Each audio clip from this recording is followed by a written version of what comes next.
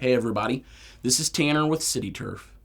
Today we'd like to go over the basic programming of one of the most commonly found irrigation controllers in the industry. This is one of the Rainbird ESP ME3s. This is a contractor's favorite choice, or one of the favorite choices for many contractors. Let's go ahead and dive in. First of all, you want to go over to the date and the time. Here, you'll be able to move between these different options: day, month, year, and then you can also look at the hour and the minute. You can choose between a 12-hour or a 24-hour clock if you'd like to. I know that some people like to do military time, so this is another great option if you would like to change it to the 24-hour. We'll switch over to start times. Here at CityTurf, we recommend 2 start times early in the morning. This is the best way to make sure that you get water put out on the yard and that it has time to soak in before the sun comes out and you have to worry about evaporation. You do see here this is on program A. So with this button here, you can select between programs A, B, C, and D. In program A, I would recommend putting, most of your turf zones and most of the things that you're going to run those 2 days. And then on the program B, you might be able to put something like a flower pot zone, something that is going to water a little more frequently. It's not going to run for very long, but it's going to run more frequently. So a program B may be a better option for something like that. All right, let's go over to run times. So run times, it's very difficult for us to give you an exact runtime over the phone just because every system is different. We will have a video linked below that you can go ahead and click, and it will show you how you can figure out the runtimes for each zone that you have. Just every system is a little different, different pressure, different emitters. So in order to get the best and most accurate number of minutes that you need per zone, we have that video linked below, and that'll show you how to get the run times. So again, you can go between your different stations using the arrow button here, and then the plus or the minus button will allow you to add or take away minutes.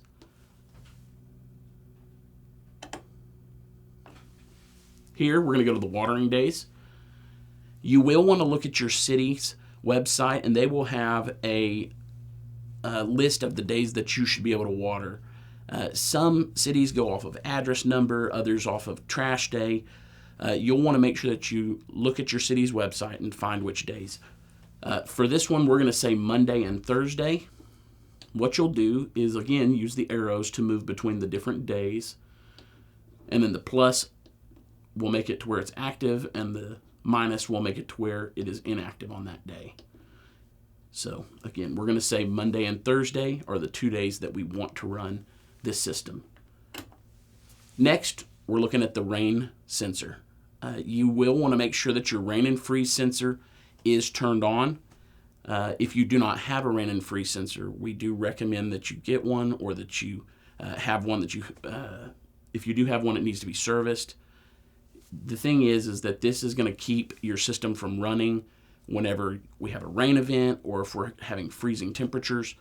It's just a great tool to safeguard away from waste and also to help prevent ice situations. So you will want to make sure that that is turned on and active. We're also going to look at seasonal adjust. So a seasonal adjustment, we recommend that you set your program up for the 100% mark. And what this does is it's a good spring, early summer type run times. And then throughout the year, you can adjust it up or down. What it does is it saves you time. You don't have to go in and change every zone or station's run times. And what it does is it allows you just to quickly, use the plus or the minus button to either adjust the whole system up or the whole system down. This is great for, like in the summer, whenever it's very dry and hot. You may want to take it up to 120 or 150% to try to make sure that your yard is not suffering. A good rule of thumb is that throughout the year, other than in the hottest part of the year, like I just mentioned, in the summer, 120 to 150%.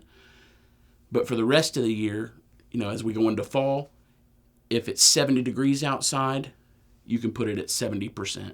That's kind of a general rule of thumb. Whatever the average temperature is, you can put that as the seasonal adjust percentage. If it's getting a little cooler, it's 50 degrees, you can take it down to 50%.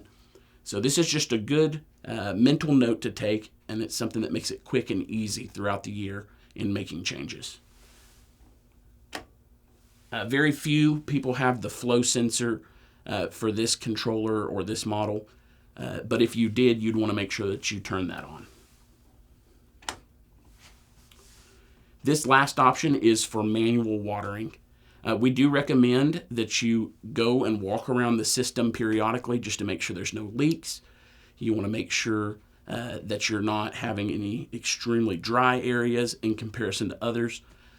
Sometimes you may not have a head reaching a certain area, so what you may want to do is go in here and add a couple of minutes, and then you hold this right arrow. You see it's started now, and then you switch it over into the auto.